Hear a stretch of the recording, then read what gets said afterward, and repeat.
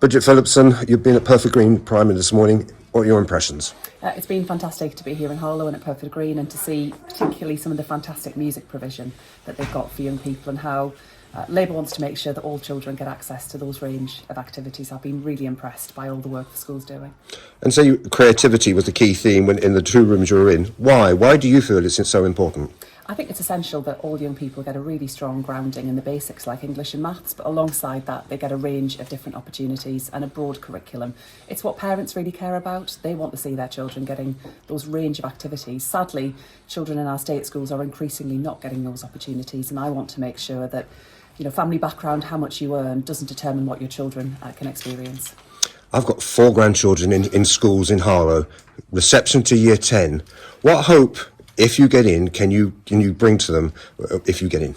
So my message would be that if Labour wins the election, if we win the trust of the British people, then we'll make sure that education is front and centre of national life once more. Labour governments prioritise education because we know how big an impact it can make on children's life chances, and that's why I was so delighted that Keir Starmer was also here in Harlow today, underlining our commitment to making education a really big issue going into this election. But what will they see? What will they see in January 25 or October 20? Will they see any difference? They'll see a lot of change. There'll be breakfast clubs in every primary school, free breakfast clubs for parents, a reformed curriculum to make sure children get that breadth. More teachers in our classrooms, a lot of pressure around teacher vacancies, and I've heard from Vic Goddard this morning about that point too. And also more mental health support in our schools, because I know lots of parents recognise that their children are struggling at the moment with their well-being, and we have to do more to support children. Because that's on our jobs page. It's the busiest is vacancies schools, some learning assistants, caretakers, teacher of mathematics. It's a crisis, isn't it? It's a really big crisis that we're facing in recruitment and retention, both in terms of those teaching vacancies,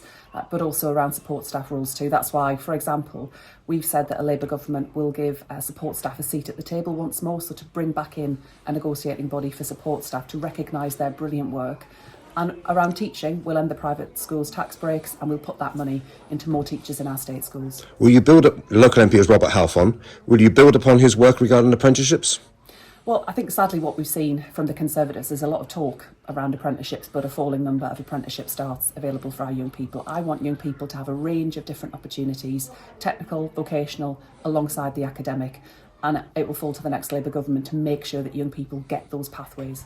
And finally, I know the days of 1981 to 1985, leaving Harlow to go to university and getting a full grant, even travelling expenses. Those days, I guess, are gone. But the debt my grandchildren might get saddled with. What message do you have to them? I'm determined that a Labour government will reform the student funding system. The system we've got right now is becoming more regressive, and I know that lots of students from lower income backgrounds are really struggling with the cost of living at the moment. We will have to reform that. It can't be holding back young people from going to university if that's the right choice for them. And going to university is something that I believe should be available to young people. You won't get the negativity from Labour that you get from the Conservatives currently about the chance to go to university.